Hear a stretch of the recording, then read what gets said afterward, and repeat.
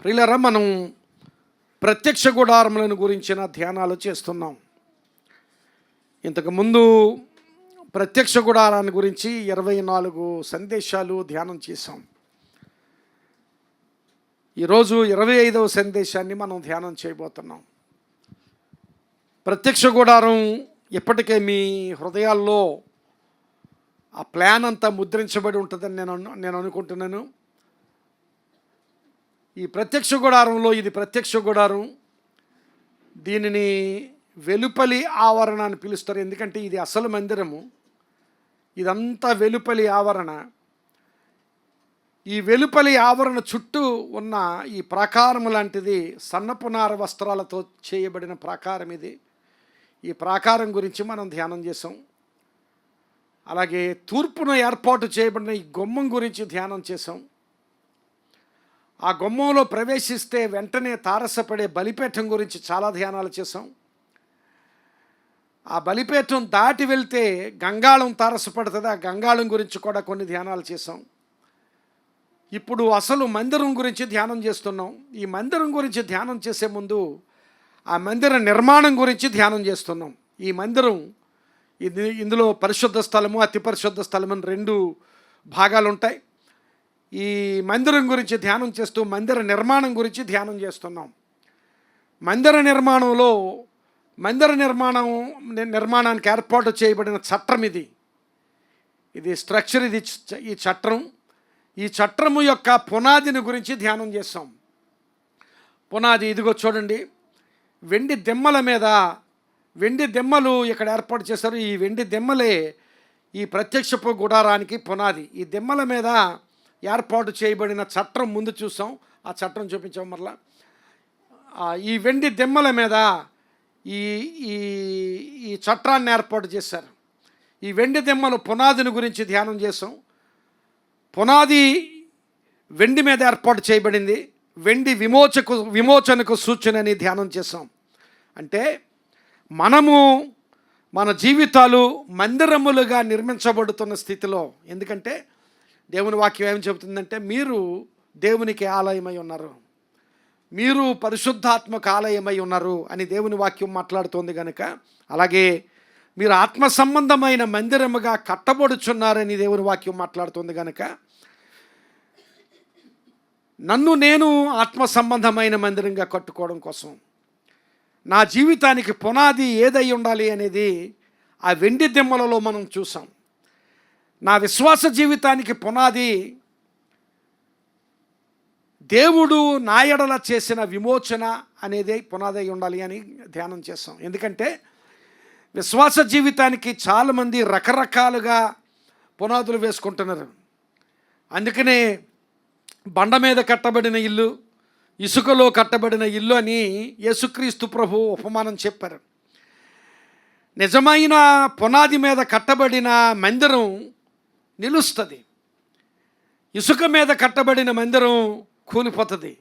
ఆ వెండి మీద కట్టబడిన మందిరాన్ని చూస్తున్నాం, ప్రత్యక్ష గుడారాన్ని చూస్తున్నామంటే విమోచన అనే అనుభవం మీద, యేసుక్రీస్తు రక్తము చేత విమోచించబడ్డను అనే అనుభవం మీద మన విశ్వాస జీవితం, మన ఆత్మ సంబంధమైన మందిరం, మన జీవితం అనే మందిరము కట్టబడాలి అనే విషయాన్ని ఇంతకుముందు సందేశంలో ధ్యానం చేసాం. ఇప్పుడు ఆ చట్టాన్ని గురించి మనం ఆ చుట్టూ ఏర్పరచబడిన చట్టం, ఈ చుట్టూ ఏర్పరచబడిన చట్టం గురించి మనం ధ్యానం చేయబోతున్నాం.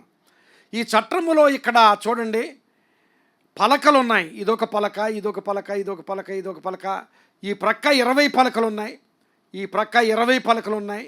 వెనక భాగంలో 8 పలకలు ఉన్నాయి. ఇది పడమర భాగం, ఇది వెస్ట్ సైడ్ 8 పలకలు ఉన్నాయి. ఇది సౌత్ దక్షిణ భాగంలో 20 పలకలు ఉన్నాయి. ఉత్తర భాగంలో 20 పలకలు ఉన్నాయి. దేవుని వాక్యం నుండి నిర్గమకాండము 26వ అధ్యాయము, దయచేసి మీ బైబిల్స్ తెరవండి. 15వ వచనం నుండి చూసినట్లయితే అక్కడ ఈ మాటలు ఉన్నాయి. నిర్గమకాండము 26వ అధ్యాయము 15వ వచనం నుంచి ఉన్న వాక్య భాగాన్ని నేను చదువుతున్నాను. మరియు మందిరమునకు తొమ్మకర్రతో నిలువు పలకలు చేయవలెను.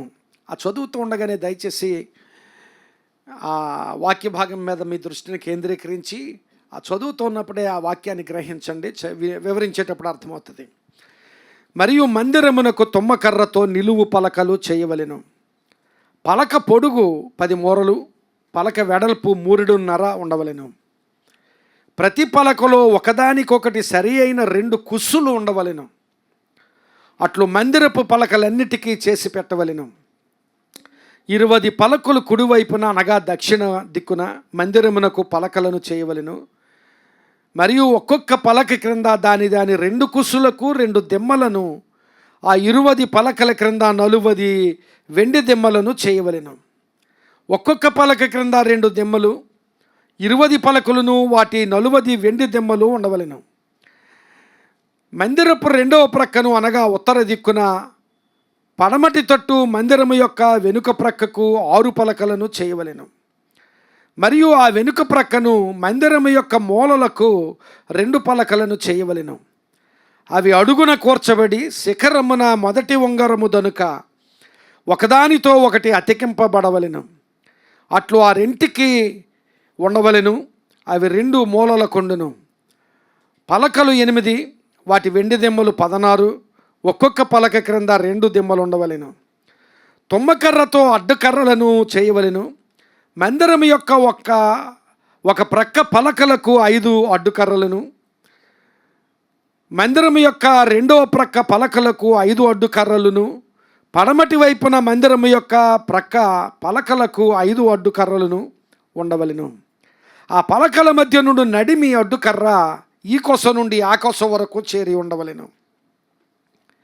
ఆ పలకలకు బంగారు రేకును పొదిగించి వాటి అడ్డకర్రలుండు వాటి ఉంగరములను బంగారుతో చేసి అడ్డకర్రలకును బంగారు రేకును పొదిగింపవలెను. అప్పుడు కొండ మీద నీకు కనుపరచబడిన దాని పోలిక చొప్పున మందిరమును నిలువబెట్టవలెను. ఇది ఆ మందిర నిర్మాణానికి దేవుడిచ్చిన సూచనలు. ఆ మందిరం ఎలా నిర్మించబడాలో దేవుడు సూచించాడు. ఈరోజు ఈ మందిర నిర్మాణం సాధారణంగా ప్రతి కట్టడం జరిగించే నిర్మాణం లాగా ఉండదు. ఎందుకంటే ఇది ప్రత్యక్ష గుడారం కనుక ఆ గుడారాన్ని ఎలా నిర్మించాలో అట్లాగే దేవుడు దానికి సూచనలు ఇచ్చాడు. ఇది ఒక విభిన్నమైన నిర్మాణం అని గత వారమే మనం గమనించాం. ఒక విభిన్నమైన నిర్మాణం. అందులో విభిన్నమైన నిర్మాణంలో ఈరోజు దేవుడు తెలియచేసిన పలకలను గురించి మనం ధ్యానం చేయబోతున్నాం. అక్కడ దక్షిణాన్ని 20 పలకలు, ఉత్తరాన్ని 20 పలకలు, అలాగే పడమటి దిక్కున 8 పలకలు చేసి ఆ పలకలను గురించి చెప్పాడు దేవుడు. ఆ పలకలు 15వ వచనం మరల చదువుతున్నాను నేను. మందిరమునకు తుమ్మకర్రతో నిలువు పలకలు చేయవలెను. ఈ పలకలు తుమ్మకర్రతో చేయాలట. 15వ వచనంలో తుమ్మకర్రతో పలకల గురించి మాట్లాడాడు. తుమ్మకర్రతో పలకలు చేయబడాలి. ఈ పలకలు ఒక చెట్టు నుంచి తీయబడిన కర్రతో చేయబడాలి. It should come from a tree. ఆ తుమ్మకర్రతో చేయబడాలి. తుమ్మకర్ర అన్నప్పుడు అకేషియా వుడ్ అన్నాడు. ఇంగ్లీష్లో అయితే అకేషియా వుడ్ అని చెప్పారు. అకేషియా వుడ్ అంటే తుమ్మ జాతిలో, ఒకవేళ మన ప్రాంతంలో తుమ్మ చెట్టు ఒకలాగా ఉండొచ్చు, ఆ ప్రాంతంలో తుమ్మ చెట్లు ఆ జాతివే అయినా మరొకలాగా ఉండొచ్చు. అలాగే అకేషియా వుడ్ అనేది ఒక జాతి. ఆ జాతి తుమ్మకర్రతో చేయాలి. చెట్టు నుంచి తీయబడిన తుమ్మకర్రతో చేయాలి. ప్రియులారా గమనించాలి, ఈ ప్రత్యక్ష గుడారములో మనకు కనిపించే ప్రతి అంశము యేసుక్రీస్తు ప్రభువుకు సూచనగా కనిపిస్తాయి. అలాగే ఆయా సమయాల్లో మన జీవితాల్లో మనకు ఉండవలసిన అనుభవాలకు కూడా సూచనగా కనిపిస్తాయి. ఈ తుమ్మకర్ర అనేది చాలా సామాన్యమైన కర్ర. ఇది టేక్ వుడ్డో లేకపోతే టీక్ వుడ్డో లేకపోతే రోజ్ వుడ్డో కాదు కదా. రోజ్ వుడ్ అయితే ఖరీదు, చాలా ఖరీదుగా, టేక్ వుడ్ కంటే ఖరీదు రోజ్ వుడ్ కనుక అలాంటి అసామాన్యమైన కర్రతో చేయమనలేదు. చాలా సామాన్యమైన కర్రతో, ఆ తుమ్మకర్రతో ఆ పలకలను చేయమన్నాడు. మందిరానికి ఉపయోగించే కర్ర తుమ్మకర్ర. ఆ తుమ్మకర్ర ఏమీ అసాధారణమైనది కాదు, ఖరీదైంది కాదు, లేక రాజుల గృహాల్లో ఉపయోగించేది కాదు. చాలా సామాన్యమైన కర్ర. అలాంటి సామాన్యమైన స్థితి యేసుక్రీస్తు ప్రభువులో చూస్తాం. ఆయన పుట్టుక సామాన్యమైన పుట్టుక, ఆయన జీవితం సామాన్యమైన జీవితం. ఆయన జీవితంలో ఏం చూసినా అంత సామాన్యమైనదే. అలాంటి సామాన్యమైన స్థితి ఆ తుమ్మకర్రలో కనిపిస్తుంది. అందుకనే ఆయన గురించి ఒక ప్రవచనాత్మకమైన మాట యెషయా గ్రంథము 11వ అధ్యాయంలో మనకు కనిపిస్తుంది. యెషయా గ్రంథము 11వ అధ్యాయము 1వ వచనంలో ఈ మాటలు ఉన్నాయి. యెషయా గ్రంథము 11వ అధ్యాయం 1వ వచనం, యెషయి మొద్దు నుండి చిగురు పుట్టును, దాని వేరుల నుండి అంకురము ఎదిగి ఫలించును. మరలా చదువుతున్నాను. యెషయి మొద్దు నుండి చిగురు పుట్టును, వాని వేరుల నుండి అంకురము ఎదిగి ఫలించును. యెషయి మొద్దు అని చెబుతున్నాడు ఇక్కడ. యేసుక్రీస్తు ప్రభు ఈ లోకానికి పంపబడే స్థితిని గురించి, ఈ లోకానికి ఆయన వచ్చే స్థితిని గురించి మాట్లాడుతూ యెషయి మొద్దు నుండి చిగురు పుట్టును. ఆ చిగురు యేసుక్రీస్తు ప్రభువే. ఆ రెండవ మాటలో 2వ లైన్లో వాని వేరుల నుండి అంకురము ఎదిగి ఫలించును అంటున్నాడు. అంకురము ఎదిగి ఫలించును. యెషయా 11:1లో అంకురం గురించి మాట్లాడుతున్నాడు, చిగురుని గురించి మాట్లాడుతున్నాడు. ఆ అంకురము, ఆ చిగురు కూడా యేసుక్రీస్తు ప్రభువే. ప్రియులారా గమనించాలి. ఈ చిగురు ఎక్కడి నుంచి వస్తుందట? యెషయి మొద్దు నుంచి వస్తుందట. గమనించాలి. మొద్దు అని చెప్పగానే అర్థం ఏమిటంటే, ఒక బ్రహ్మాండమైన వృక్షాన్ని, ఒక పెద్ద చెట్టును మొదలకి నరికి వేసామనుకోండి, ఏం కనిపిస్తుంది మనకి? మొద్దు కనిపిస్తుంది. అప్పటికి యెషయా ప్రవచించే నాటికి యోధా ప్రజల జీవితాలు, యోధా దేశం యొక్క పరిస్థితి ఎలా ఉంది? మొద్దులా ఉందన్నమాట. ఎందుకంటే నరికివేయబడిన స్థితి, ఏమాత్రం కూడా సంతోషకరమైన స్థితి లేదు. ఏ విధంగానూ ఉల్లాసకరంగా జీవించగలిగే స్థితి లేదు. యోధా ప్రజల జీవిత స్థితిగతులు వ్యక్తిగతంగా చూసినా, కుటుంబాలుగా చూసినా, లేక ఒక దేశముగా, ఒక జనాంగంగా చూసినా, యోధా ప్రజల జీవితాలు నరికివేయబడిన స్థితిగా, లేక మొద్దువలే ఉన్న స్థితిగా అక్కడ ఆ ప్రవచనంలో చూపిస్తున్నాడు భక్తుడు. ఎందుకు అంటే, యెషయా ప్రవక్త యోధా దేశంలో ప్రవక్తగా ఉన్నాడు. ప్రవక్తగా ఉన్నప్పుడు 4 రాజుల కాలంలో ఆ దేశంలో ప్రవక్తగా ఉన్నాడు. అంటే 4 రాజులు పరిపాలిస్తున్న సమయంలో ఆ దేశంలో ఆయన ప్రవక్తగా ఉన్నాడు. మనం చూడండి, ఎంతోమంది ప్రధానమంత్రులను చూసాం కదా. అలాగే నువ్వు ఎంతమంది ప్రధానమంత్రులను చూసావంటే చాలామందిని చూసాం. నాకు నా చిన్నప్పుడు లాల్ బహదూర్ శాస్త్రి గారి గురించి బాగా చిన్నప్పుడు మా నాన్నగారు చెబుతూ ఉండేవారు. అప్పటి నుంచి తెలుసు ప్రధానమంత్రులు, నాకు ఇప్పటి వరకు తెలుసు. అలాగే ఈయనకి రాజులు, ఆయన ప్రవక్తగా ఉన్న దినాల్లో 4 రాజులు, ఉజ్జియా రాజు, యోతాము రాజు, ఆహాజు రాజు, హిజ్కియా రాజు, ఈ 4 రాజులు యెషయా గ్రంథం 1వ అధ్యాయం 1వ వచనంలోనే ఆ 4 రాజుల పేర్లు ప్రస్తావించబడ్డాయి. ఉజ్జియా రాజు, యోతాము రాజు, ఆహాజు రాజు, అలాగే హిజ్కియా, ఈ 4 రాజుల పరిపాలనా కాలంలో ఉన్నాడు. ఈ 4 రాజుల పరిపాలనా కాలంలో యెషయా చూసింది ఏమిటంటే, యోధా దేశము డిక్లైన్ అయిపోయింది. అలాగలు యోధా దేశము దిగజారిపోయి, అంటే యోధా దేశము జనాంగముగా, దేశముగా దాని పరిస్థితి దిగజారిపోయిన స్థితిని ఈ యెషయా చూశాడు. అలాగే రాబోయే కాలంలో జరగబోయేది కూడా ప్రవక్తగా యెషయా చూడగలుగుతూ రాబోయే కాలంలో ఈ దేశము, యోధా దేశ ప్రజలు బబులోను చెరలోనికి కొనిపోబడబోతున్నారు. అప్పటికి ఇంకా చెరలోకి వెళ్ళలేదు. రాబోయే కాలంలో బబులోను చెరలోనికి కొనిపోబడబోతున్నారు. ఇప్పుడున్న పరిస్థితి చూసినా నరికివేయబడిన స్థితిలాగే ఉంది. రాబో స్థితి చూసినా యోధా దేశం యొక్క స్థితి నరికివేయబడిన స్థితి, మొద్దు వంటి స్థితి. గమనించాలి ప్రియులరా, మొద్దు వంటి స్థితి. ఒకసారి ఆ కలర్డ్ మ్యాప్ చూపించాం ఒకసారి. ఇక్కడ చూడండి, ఇవి అప్పటి దేశాల పరిస్థితి. ఇది యోధా దేశము, కింగ్డమ్ ఆఫ్ జోర్డాన్ ఉన్నది యోధా దేశము. ఇది ఇశ్రాయేలు దేశం. అసలు ఈ రెండు కలిపి ఇశ్రాయేలు దేశం, కానీ ఈ 2 దేశాలుగా విడిపోయారు వీళ్ళు. ఇక్కడ ఈ ఇశ్రాయేలు దేశంలో 10 గోత్రాల వారు, అలాగే యోధా దేశంలో 2 గోత్రాల వారు ఇలాగ 2 దేశాలుగా విడిపోయారు. ఇప్పుడు ఈ దేశాలకు చుట్టూ ఉన్న దేశాలు ఇక్కడ చూడండి, ఇది ఆరాము దేశం. ఆరాము దేశం అంటే సిరియా దేశం. ఆరాము దేశం అన్న సిరియా దేశం అన్న ఒకటే, గమనించాలి. ఇది ఆరాము దేశము. ఆరాము పైన అస్సీరియన్ ఎంపైర్ ఉంది. ఇది అష్షూరు రాజ్యం. చాలా బలమైన రాజ్యాలు ఇవి.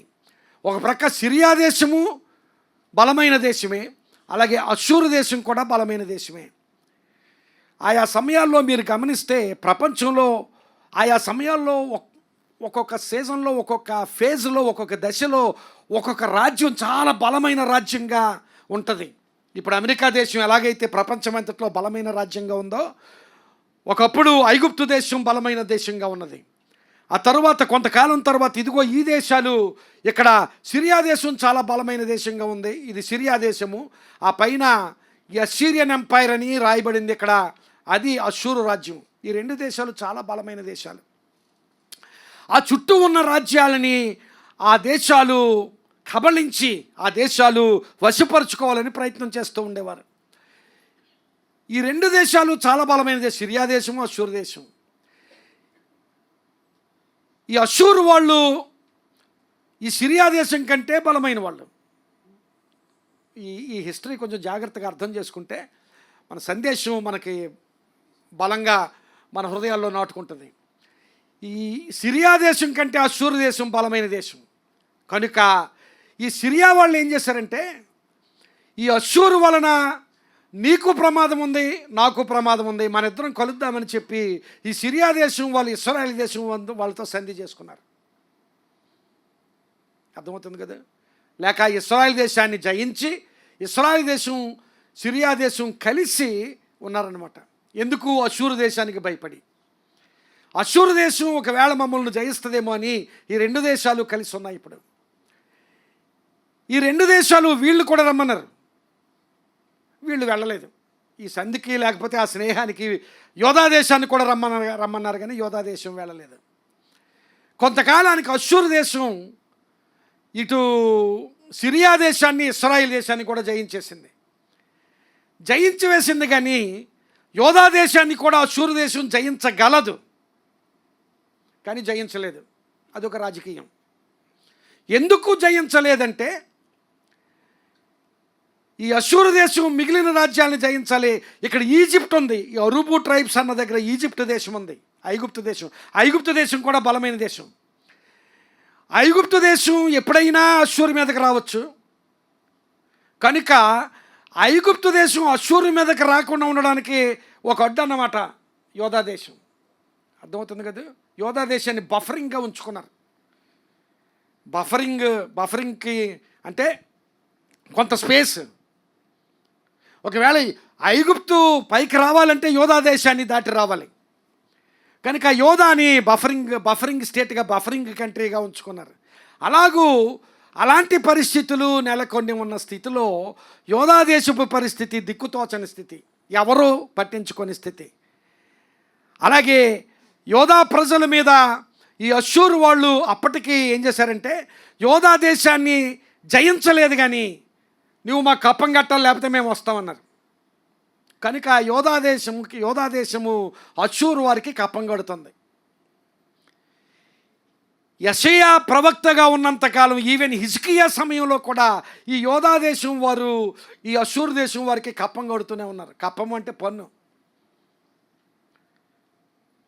అలాగూ యోధా దేశాన్ని అష్షూరు దేశం జయించకపోయినా అష్షూరు దేశపు స్వాధీనంలోనే ఉంది యోధా దేశం. ఎందుకంటే భయపెట్టి పన్ను కట్టించుకుంటున్నారు. అలాంటి నరకబడిన స్థితి, అలాంటి యెషయి మొద్దు అంటున్నాడు. యెషయి అంటే ఏంటంటే, యెషయి దావీదుకు తండ్రి. యెషయి సంతానమైన దావీదు ఏర్పరిచిన రాజ్యము యోధా రాజ్యం. ఇశ్రాయేల్ దేశం అంతటికి రాజుగా ఉన్నాడు. ప్రత్యేకంగా యోధా గోత్రం నుంచి వచ్చిన వాడు కనుక యోధా దేశము దావీదు దేశం అన్నట్లుగా.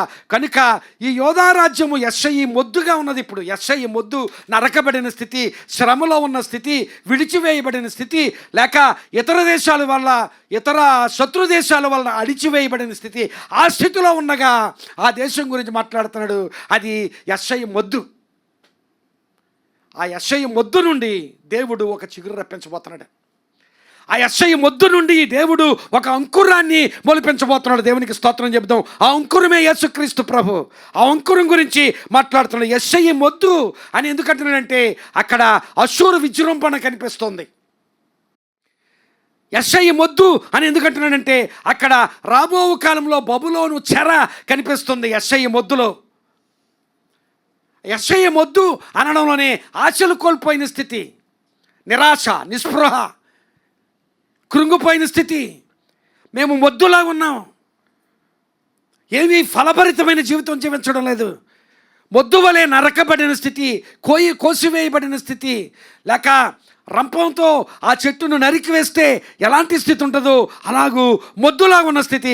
అలాంటి స్థితిని గురించి ఆశలు కోల్పోయిన స్థితి. ప్రియులారా గమనించాలి, అలాంటి స్థితే ఈ మందిర నిర్మాణంలో కూడా కనిపిస్తుంది. మందిర నిర్మాణంలో ఆ తుమ్మకర్రతో కట్టమన్నది యెషయి మొద్దు లాంటి స్థితి ఇశ్రాయేలీయుల అప్పటికి ఇశ్రాయేలీయుల జీవితాల్లో ఆత్మ సంబంధంగా యెషయి మొద్దు లాంటి స్థితి ఆ ఇశ్రాయేలీయుల జీవితాల్లో ఉంది. ఎందుకంటే అప్పటికి, జాగ్రత్తగా వినండి, వాళ్ళు అరణ్యంలో ప్రయాణం చేస్తున్నారు. అరణ్యంలో ప్రయాణం చేస్తున్న ఇశ్రాయేలీయులు ఎక్కడి నుంచి వచ్చారు? అరణ్యంలోకి ఎక్కడి నుంచి వచ్చారు? ఐగుప్తు నుంచి వచ్చారు. ఐగుప్తులో ఎంతకాలం ఉన్నారు వీళ్ళు? 430 సంవత్సరాలు ఉన్నారు. 430 సంవత్సరాల కాలంలో దేవునిని ఆరాధించిన స్థితి, దేవుని సన్నిధిలో ఉన్న స్థితి, లేక దేవునికి బలి అర్పణలు అర్పించిన స్థితి, ఆ స్థితి లేదు ఇశ్రాయేలీయులకు. యోసేపును బట్టి యోసేపు కుటుంబం ఒక 70 మంది ఎప్పుడో 430 సంవత్సరాల క్రితం ఐగుప్తులోకి వెళ్ళారు. ఆ తరువాత తరాలు మారాయి. ఈ తరాలు అక్కడ చాకరీ చేస్తూ, బానిసత్వాన్ని అనుభవిస్తూ, అక్కడ వెట్టి చాకరీ చేస్తూ ఐగుప్తులో బ్రతికారే కానీ ఎప్పుడు కూడా దేవుని సన్నిధి లేక దేవుని ఆరాధించిన స్థితి. దేవుని మందిరం అంటే ఇట్స్ ఎ ఫారిన్ థాట్, ఒక నూతనమైన ఒక క్రొత్త, వాళ్ళకి ఎప్పుడు తెలియని అనుభవం అది. అలాంటి స్థితిలో ఈ తుమ్మకర్రతో మందిర నిర్మాణము, తుమ్మకర్ర పలకలతో చేయబడ్డం అనేది దేవునితో సంబంధాన్ని దేవుడు మరలా పునర్నిర్మించుకుంటున్నాడు. దేవుడు ఇశ్రాయేలీయులు తమ దేవునితో పోగొట్టుకొనిన సంబంధాన్ని ఆ మందిర నిర్మాణం ద్వారా దేవుడు పునర్నిర్మించుకుంటున్నాడు. అక్కడ చిగురు వలె లేక అంకురము వలె మరలా దేవుడు అలా ఆ ఇశ్రాయేలు ప్రజల జీవితాల్లో ఆ సంబంధాన్ని మరలా ఏర్పాటు చేస్తున్నాడు. ప్రియులారా గమనించాలి, యెషయి మొద్దు అన్నది కేవలం యెషయి కాలంలో మాత్రమే కాదు, ఇక్కడ కూడా ఈ మందిర నిర్మాణ సమయంలో ఒక మొద్దు వంటి జీవితం ఇశ్రాయేలు ప్రజలది. నరికివేయబడిన స్థితి, దేవుని దగ్గర నుంచి దేవునితో సంబంధం విషయంలో నరికివేయబడిన స్థితి. దేవునితో సరైన సంబంధంలో లేరు. వాళ్ళకి దేవునితో సంబంధం అంటేనే తెలియదు.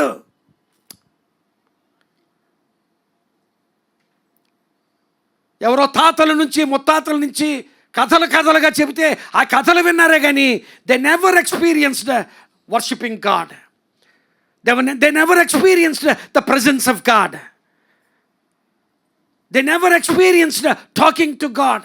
దేవునితో మాట్లాడే అనుభవం కానీ, దేవుని ఆరాధించిన అనుభవం కానీ, దేవుని సన్నిధిలో ఉన్న అనుభవం కానీ వారికి ఎంత మాత్రం లేదు.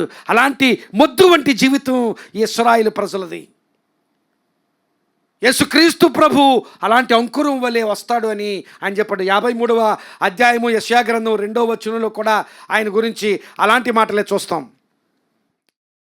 లేత మొక్కవలెను, ఎండిన భూమిలో మొలిచిన మొక్కవలెను అతడు ఆయన ఎదుట పెరిగెను. ఆ మాటలు చూడండి. ఎండిన భూమిలో మొలిచిన మొక్కవలె ఆయన. ఎండిన భూమి అంటే ఆ భూమిలో ఎండిపోయిన స్థితి. అంటే యేసుక్రీస్తు ప్రభు ఈ లోకంలోనికి వచ్చేసరికి ఆ ఇశ్రాయేలు ప్రజల జీవితాలు, యోధా ప్రజల జీవితాలు ఎండిపోయిన భూమి వంటి స్థితి, నరికివేయబడిన చెట్టు వంటి స్థితి, మొద్దు వంటి స్థితి.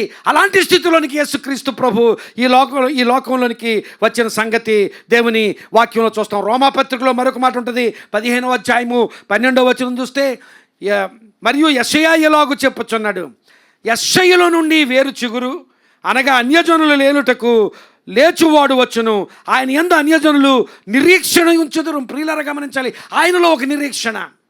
ముందుగా నేను చెప్పాను, వీరి జీవితాలు ఆశలు కోల్పోయిన స్థితి, వీరి జీవితాలు నిరాశతో నింపబడిన స్థితి, వీరి జీవితాలు నిస్పృహతో నింపబడిన స్థితి, వీరి జీవితాల నిండా నిరుత్సాహం, వేదన, నిరాశ, అసలు ఆశలంటూ ఒక ఆశ అంటూ నా జీవితంలో కనిపించడం లేదు అనుకున్న స్థితిలో ఒక గొప్ప ఆశ యేసుక్రీస్తు ప్రభువులో. దేవునికి స్తోత్రం చెప్దాం, హల్లెలూయా.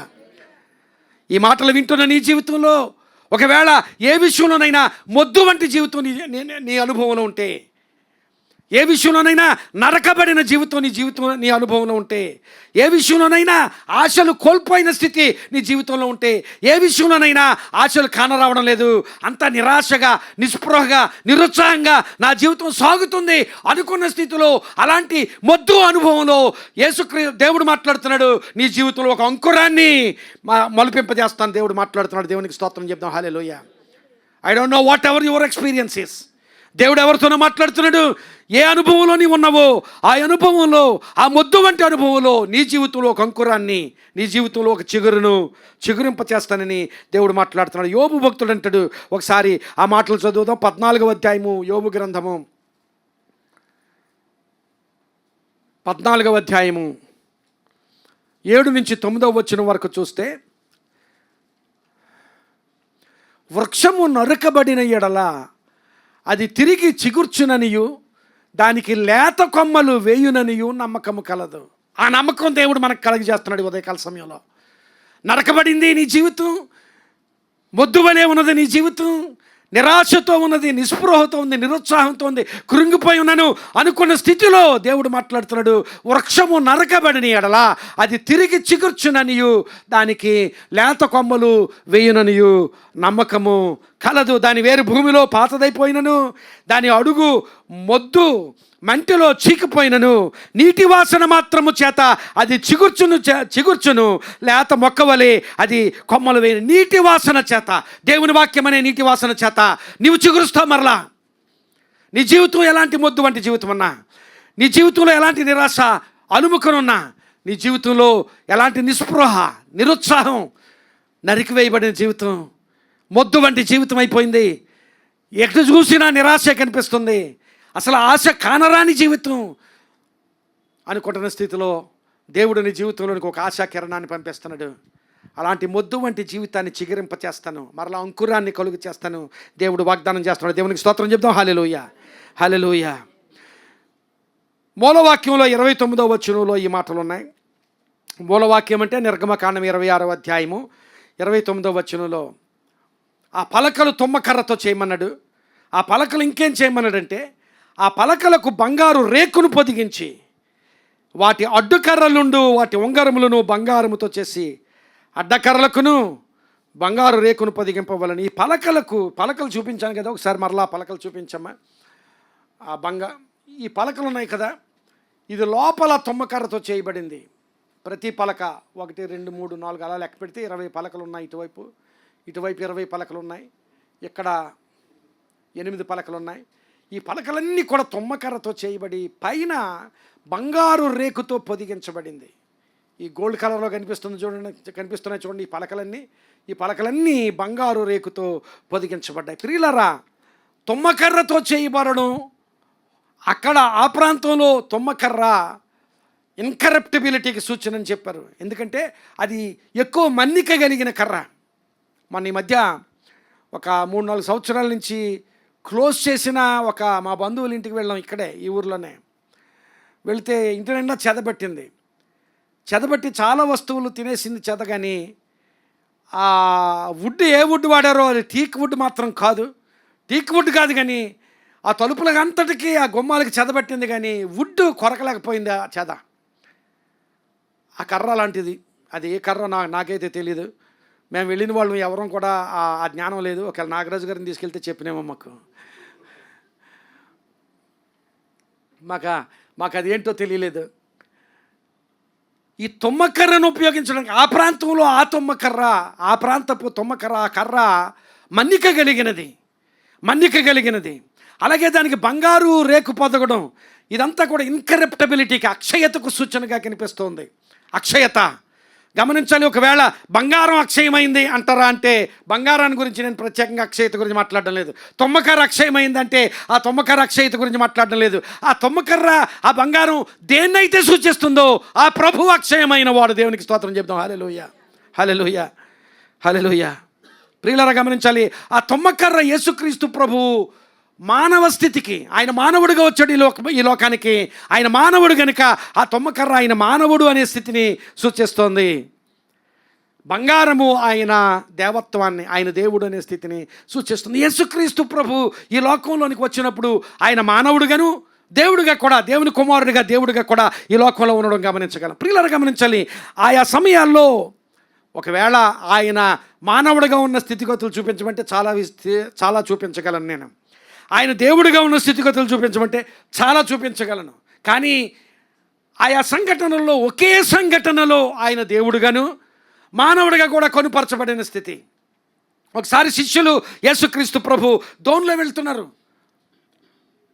ఆ గలిలయ సముద్రంలో ప్రయాణం చేస్తున్నారు. దోణిలో వెళ్తున్నప్పుడు ఆయన అలసిపోయాడు కనుక ఆ దోణిలో నిద్రపోతున్నాడు. అలసిపోయిన యేసు మానవుడే. అలసిపోయిన యేసు మానవుడే. ఆయన మానవ స్థితిని సూచించేది ఆయన అలసట, ఆయన నిద్ర. కానీ ఆ తుఫాను రేగినప్పుడు ఆ శిష్యులు ఆయన భయపడి ఆయనను లేపినప్పుడు, అయ్యో మేము నశించిపోతున్నాం, లేవమని ఆయన లేపినప్పుడు ఆయన లేచి గాలిని గద్దించగా గాలి నిమ్మళమాయను. ఆయన దేవుడు. దేవునికి స్తోత్రం చెప్తాం. హల్లెలూయా. అదే సంఘటనలో ఆయన మానవుడిగా కనిపిస్తున్నాడు, ఆయన దేవుడిగా కనిపిస్తున్నాడు. అదే సంఘటనలో ఆయనలో ఆ తుమ్మకర్ర కనిపిస్తుంది, ఆయనలో బంగారం కనిపిస్తుంది. దేవునికి స్తోత్రం చెప్తాం. హల్లెలూయా, హల్లెలూయా, హల్లెలూయా. ఆయన బోధిస్తుంటే అనేక వేల మంది ఆయన ముందు కూర్చుంటే వారిని చూసి ఆయన కనికరపడ్డాడు. ఆ కనికరపడ్డం ఆయనలో మానవుడు కనిపిస్తున్నాడు. ఆహారం లేదు, వీరినందరినీ పంపించేద్దామని శిష్యులు చెప్పినప్పుడు, లేదు మీరే భోజనం పెట్టండి అని చెప్పి 5 రొట్టెలను 2 చేపలను తీసుకుని వాటిని ఆశీర్వదించి అన్ని వేల మందికి ఆహారం పెట్టడంలో యేసుక్రీస్తు ప్రభు దేవుడిగా. కానీ అదే సంఘటన, ఇన్ ద సేమ్ ఇన్సిడెంట్ ఒకే సంఘటనలో యేసుక్రీస్తు ప్రభు అక్కడ మానవుడుగాను అక్కడ దేవుడుగాను కూడా కనిపిస్తున్నాడు. లాజరు చనిపోయాడు. చనిపోయిన తర్వాత ఆ బేతనియ గ్రామం వచ్చాడు ప్రభు. వచ్చినప్పుడు ఆయన చనిపోయాడని చెప్పారు. లాజరు చనిపోయాడు. అందరూ ఏడుస్తున్నారు. యేసు కన్నీళ్లు విడిచాను. ఆయన మానవుడు, ఆయనకి ఎమోషన్స్ ఉన్నాయి, ఆయనకి కోపం ఉంది. ఆయన కోపపడి ఆ మాటలు, ఆయన కోపపడిన సందర్భాలు ఉన్నాయి, ఆయన ఏడ్చిన సందర్భాలు ఉన్నాయి, ఆయన ఆకలి కొనిన సందర్భాలు ఉన్నాయి. మానవుడు. ఆయన కనికరపడిన సందర్భం మానవుడు. ఇక్కడ ఏడ్చినప్పుడు ఆయన మానవుడే. కానీ ఆ సమాధి దగ్గరికి వెళ్ళి లాజరు బయటికి రానగానే ఆయన మాటలో జీవము ఆ లాజరులోనికి వెళ్ళి ఆయన సజీవుడిగా రావడంలో యేసుక్రీస్తు ప్రభు దేవుడిగా కనిపిస్తాడు. దేవునికి స్తోత్రం. హల్లెలూయా. ఆయనే దేవుడుగా, ఆయనే మానవుడిగా. ఆ తుమ్మకర్రలోను ఆ బంగారంలోను అక్షయత, ఆయనలో ఉన్న అక్షయత కనిపిస్తోంది. మరణించినప్పుడు ఆయన మానవుడిగానే మరణించాడు. తిరిగి లేచినప్పుడు ఆయనలో దైవత్వం కనిపిస్తోంది. అలాగూ ఆయనలో ఎన్నో సందర్భాల్లో ఆయన మానవత్వం, ఆయనలో మానవుణ్ణి, ఆయనలో దేవుణ్ణి కూడా చూస్తాం. సమరయ స్త్రీ ఆ ఊరు వెళ్ళాడు, సుకారు గ్రామం వెళ్ళాడు, బావి దగ్గర ఉన్నాడు. బావి దగ్గర ఉన్నప్పుడు ఆ స్త్రీ ఆ బావి దగ్గరకు వచ్చినప్పుడు దాహమున కిమ్ము అని అడిగినప్పుడు ఆయన మానవుడే. అలసిన రీతిలో ఆయన బావి దగ్గరికి చేరాడనే మాట ఉన్నది అక్కడ. యోహాను సువార్త 4వ అధ్యాయంలో అలసిపోయి ఆ బావి దగ్గరికి చేరి అక్కడ కూర్చోండి. ఆ స్త్రీ వచ్చినప్పుడు నాకు దాహమున కిమ్ము అన్నప్పుడు ఆయన మానవుడు.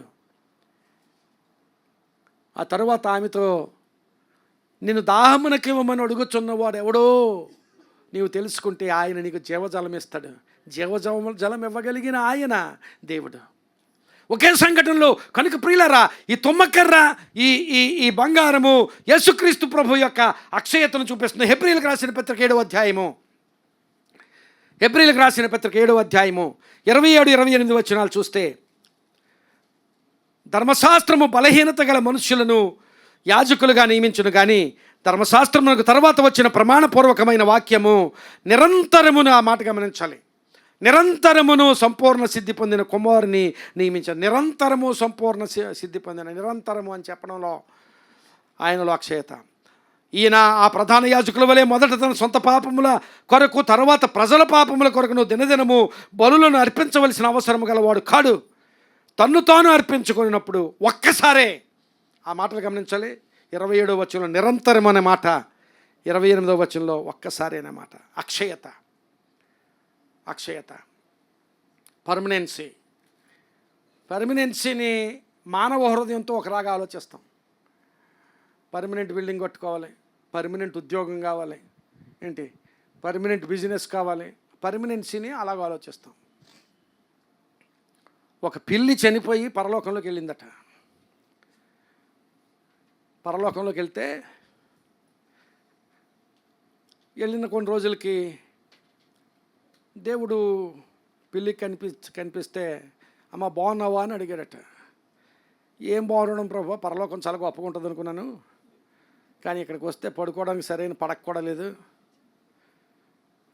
ఏం కావాలి చెప్పు అంటే, నేను సౌఖ్యంగా పడుకోవడానికి, నేను చక్కగా ముడిచిపెట్టి పడుకోవడానికి ఒక మంచి మెత్తటి పిల్లో ఒకటి, ఒక తలగడ లాంటిది ఒకటి, మెత్తటి పిల్లో ఒకటి నాకు ఇస్తే దాని మీద హాయిగా పడుకుంటాను.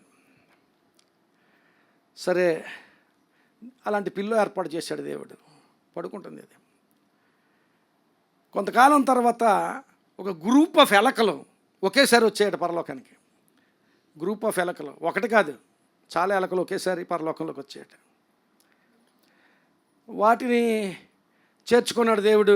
అవి తిరుగుతూ ఉండగా ఒకసారి మరలా అవి తారసపడితే, వాట్సాప్ అంత బాగుంది కదా అన్నాడట. అంటే ఆ ఎలకలు అన్నట్టు, ఏం బాగుండడం ప్రభు, అన్నీ బంగారమే, ఇక్కడ బంగారం రోడ్లు, బంగారం వీధులు, పరిగెత్తంటే జారిపోతుంది అంతే కదా, అంత స్మూత్గా ఉన్న సర్ఫేస్, మాకు కొంచెం రఫ్ సర్ఫేస్ కావాలి మేము పరిగెత్తడానికి. ఇంత స్మూత్ సర్ఫేస్ మీద పరిగెత్తడానికి జారిపోతుందయ్యా, మేము అసలు కదలలేకపోతున్నాం ఒక చోట నుంచి ఒక చోటకి. దీనికోసం మాకు ఏదైనా ఏర్పాటు చేయంటే దేవుడు ఆ ఎలకలకి రోలర్ స్కేట్స్ ఇచ్చాడట. మీరు ఇంకా పరిగెత్తక్కలేదు, మీ కాళ్ళతోటి స్కేటింగ్ చేయండి, స్కేటింగ్ చేసుకుని ఎంత వేగంగానే స్కేటింగ్ చేయొచ్చు, స్కేట్ చేసుకుంటూ తిరగండి. అలాగే స్కేటింగ్ చేసుకుంటే అవి తిరుగుతున్నాయి. ఒక 50 ఎలకలు 60 ఎలకలు వచ్చాయి, అవి తిరుగుతున్నాయి. కొంతకాలం అయిన తర్వాత మళ్ళీ పిల్లి కనిపించిందట దేవునికి కనిపిస్తే, హౌ ఆర్ యూ క్యాట్, బాగున్నావా, వాట్సాప్ అని అడిగితే, ప్రభు వాట్సాప్ అని అడుగుతావేంటి, అసలు ఏంటి పరలోకం అంటే ఏదో చెప్పారు కానీ ఏంటో అనుకున్నాను, కానీ నీ థాట్ఫుల్నెస్ ఇంకా అమోఘం ప్రభువా, నీ అంత థాట్ఫుల్గా ఎవరు ఉండరు ప్రభువా, నేను జస్ట్ పిల్లో అడిగాను అంతే, కానీ నీవు ఇక్కడ పెద్ద ప్రోగ్రాం పెట్టేసావు, మీల్స్ అండ్ వీల్స్ పెట్టావు నువ్వు అన్నాడట. మీల్స్ అండ్ వీల్స్, నువ్వు నా కోసం ఇంత పెద్ద ప్రోగ్రాం పెట్టావు ప్రభు, మీల్స్ అండ్ వీల్స్ పెట్టావు. ఇంక నేను పరలోకంలో ఉన్నంతకాలం మీల్స్ అండ్ వీల్స్ తింటూనే ఉంటాను. ఏదో జొమాటో టమాటో లాగా అలాగా మీల్స్ అండ్ వీల్స్ పెట్టావు ప్రభు, ఇంతకన్నా నీ అంత థాట్ఫుల్ ఇంకెవరు ఉండరు ప్రభు అన్నట. ఎన్ని ఎలకలు ఉన్నాయి, ఆ ఎలకలన్నీ అయిపోయిన తర్వాత మీల్స్ అండ్ వీల్స్ లేదు, ఏం లేదు. మన అక్షయత, మన పర్మనెన్సీ అలాగ ఆలోచిస్తాం. మీల్స్ అండ్ వీల్స్ పర్మనెంట్ అనుకుంటాం. ఏంటి మన మీల్స్ అండ్ వీల్స్ పర్మనెంట్ అనుకుంటాం, కానీ దేవుడు ఏర్పరిచిన అక్షయత అమోఘమైనది. దాన్ని మనం ఆలోచన చేస్తే, తిమోతికి రాసిన 2వ పత్రిక 1వ అధ్యాయము 10వ వచనం, 2వ పత్రిక తిమోతికి రాసిన 2వ పత్రిక 1వ అధ్యాయం 10వ వచనం, క్రీస్తు యేసును మన రక్షకుని ప్రత్యక్షత వలన బయలుపరచబడినది తన కృపను బట్టి మనల్ని రక్షించి పరిశుద్ధమైన పిలుపుతో ఆయన మనలను పిలిచెను. ఆ క్రీస్తు యేసు మరణమును నిరర్ధకము చేసి జీవమును అక్షయతను, ఆ మాటలను గమనించాలి. అది అసలు అక్షయత. క్రైస్తవ విశ్వాసంలో అక్షయత గమనించాలి. మరణమును నిరర్ధకము చేసి జీవమును అక్షయతను సువార్త వలన వెలుగులోనికి తెచ్చాను. దేని వలన వెలుగులోనికి తెచ్చాను? సువార్త వలన, దేవుని వాక్యం వలన వెలుగులోనికి తెచ్చావు. ఏంటయ్యా వెలుగులోనికి తెచ్చిందంటే, అక్షయమైన జీవితం నేను నిరంతరము జీవిస్తాను. పేతురు ప్రభువుని అడిగినట్టు ఒకసారి, అన్నీ విడిచిపెట్టి నేను వెంబడించాం కదా, మాకేం దొరుకుతుంది అంటే, నువ్వేమైతే పోగొట్టుకున్నావో దానికి 100 రెట్లు పొందుకుంటావు. ఒకవేళ నా కోసం నువ్వేదైనా పోగొట్టుకుంటే 100 రెట్లు పొందుకుంటావు. దాని అంతటిని మించి నువ్వు నిత్యజీవం పొందుకుంటావు పేతురు. నిత్యజీవం that is permanent. That is permanent. ఒకవేళ 100 రెట్లు నువ్వు పొందుకోవడం ఈ లోకంలో అనేది అది కూడా అక్షయమైందే. కానీ నువ్వు పొందుకునే అక్షయత మీల్స్ అండ్ వీల్స్ కాదు. నువ్వు పొందుకునే అక్షయత కొంతకాలం ఉండి కొంతకాలం తర్వాత పోయేది కాదు అక్షయత. అందుకని పేతురు భక్తుడు తన మొదటి పత్రికలో 4వ వచనంలో మృతులలో నుండి యేసుక్రీస్తు తిరిగి లేచుట వలన జీవముతో కూడిన నిరీక్షణ మనకు కలుగునట్లు, అనగా అక్షయమైనది, నిర్మలమైనది, వాడబారనదియునైన స్వాస్థ్యము మనకు కలుగునట్లు ఆయన తన విశేష కనికరము చెప్పున మనలను మరలా జన్మింపజేసెను. గమనించాలి, అక్షయమైనదియు, నిర్మలమైనదియు, వాడబారనదియునైన స్వాస్థ్యము ఆయన స్వాస్థ్యం. That heritage, the heritage God has in store for you. నీకోసం ఆయన దాచి ఉంచిన స్వాస్థ్యం. ఆ స్వాస్థ్యం కనిపించేది కాదు, మీల్స్ అండ్ వీల్స్ లాంటిది కాదు. ఆ స్వాస్థ్యం మనం అనుకున్నట్లుగా కాదు, అనుకున్న పర్మనెన్సీ కాదు. ఆ స్వాస్థ్యము అక్షయమైనది, నిర్మలమైనది, వాడబారనియు అనే స్వాస్థ్యము మనకు కలుగునట్లు తన విశేష కనికరము చెప్పిన ఆయన మరలా జన్మింపజేసని. ఈ తుమ్మకర్ర అలాగే బంగారము అక్షయతను మన జీవితాల్లో దేవుడు ఏర్పాటు చేసిన అక్షయత. ప్రియులారా గమనించాలి, ఎంతమంది అలాంటి ప్రార్థన చేస్తున్నారో. కొన్ని ప్రార్థనలు భయపడతాం. మా నాన్నగారు నిరంతరం ప్రతి ప్రార్థనలోనూ ఆయన ఒక ప్రార్థన చేసేవాడు, దేవా నాకు మంచి మరణం దయచే ప్రభు అని ప్రార్థన చేసేవాడు. మరణం గురించి ప్రార్థన చేయడానికి కొంచెం ధైర్యం కూడా కావాలి కదా. మరణం గురించి ప్రార్థన చేయడానికి ధైర్యం కావాలి. ఓ సండే స్కూల్ టీచరు పరలోకం గురించి చెప్పిందట. చెప్పి ఆ తర్వాత వారం మరి నేను చాలా ఆస్తి ఉంది, నాకు ఆస్తి అంతా అమ్మేసి చర్చికి ఇచ్చేస్తే నేను పరలోకంకి వెళ్తానంటే లేదు వెళ్ళవన్నాడట ఒకడు. లేకపోతే ప్రతి వారం నేను చర్చికి వచ్చి చర్చిలో ఈ చర్చ్ అంతా క్లీన్ చేసి ఆరాధనకి ఇదంతా సిద్ధపరిచి నేను అలాగూ చర్చిలో సేవ చేస్తే పరలోకానికి వెళ్తానా అంటే నేను వెళ్ళమన్నాడట. అలాగే ఏం చేసినా వెళ్ళరు అంటే ఒకడు అన్నాడట. అయితే ఏం చేస్తే వెళ్తావు నువ్వంటే నువ్వు చేస్తే వెళ్తావు అన్నాడట ఒకడు. పరలోకానికి వెళ్ళాలంటే అది జరగాలి కదా. పరలోకం కావాలి ప్రభు అని ప్రార్థన చేస్తావు. మరి ఇది ఏది? అది జరిగితే కదా అక్కడికి వెళ్తావు. అది మాత్రం వద్దు. ఇది జరిగితే అక్కడికి వెళ్తావు, ఇది వద్దు. కానీ అది కావాలి, ఎలాగొస్తుంది? కనుక స్వాస్థ్యం అంటే అది ప్రియులారా గమనించాలి.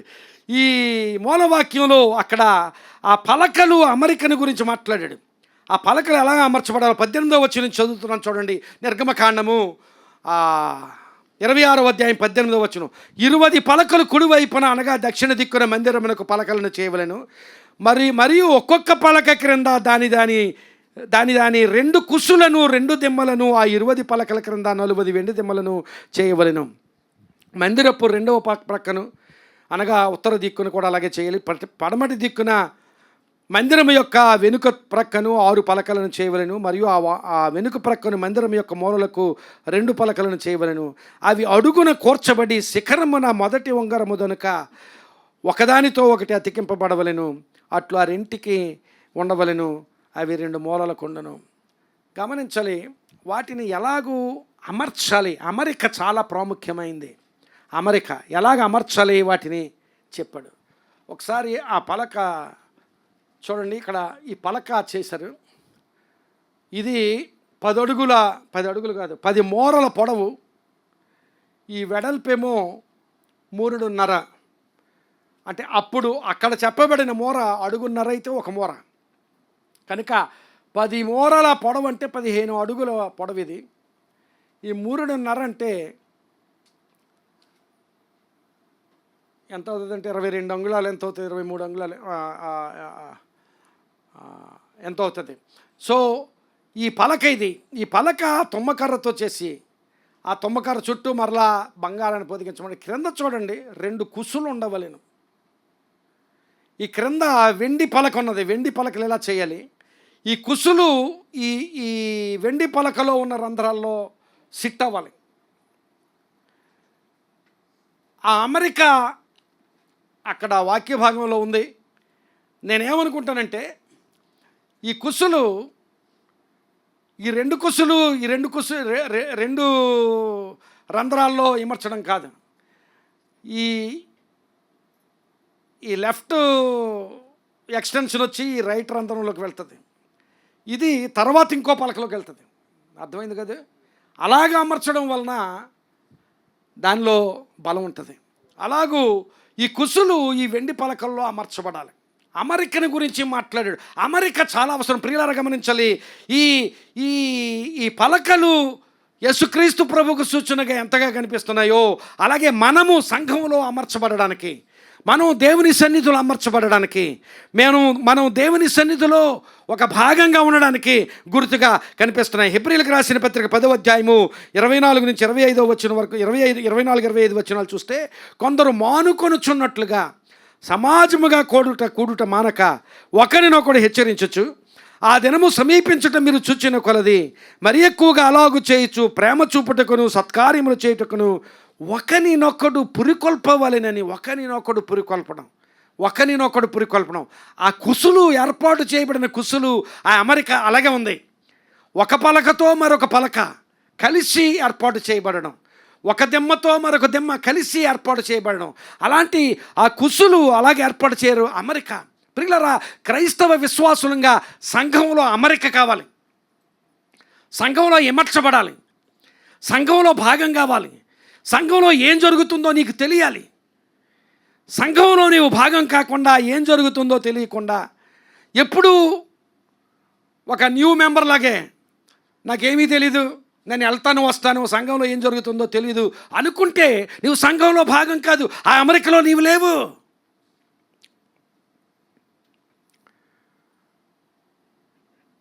ఓ పాస్టర్ గారు, ఒక సంఘ పెద్ద, ఎవరో ఒక ఆయన వస్తున్నాడు వెళ్ళిపోతున్నాడు ఎప్పుడు సరిగ్గా కలవడం లేదట. అప్పుడు వీళ్ళు ఏం చేశారంటే, ఈయన వస్తున్నాడు వెళ్ళిపోతున్నాడు కానీ అసలు సహవాసం చేయడం లేదని చెప్పేసి ఒకరోజు ఫిషింగ్కి వెళ్దామండి వస్తారని అడిగారట. ఫిషింగ్, చేపలు పట్టడానికి. ఏదో పెద్ద సరస్సు ఉంది, ఆ సరస్సులోకి చేపలు పట్టడానికి వస్తారంటే వెళ్దాం సార్ అన్నాడు ఆయన. మరి చేపలు అలాంటివి అయితే హుషార్. ఏమిటి, క్రికెట్ ఆడదామంటే హుషార్, మెన్స్ ఫెలోషిప్ ఉందంటే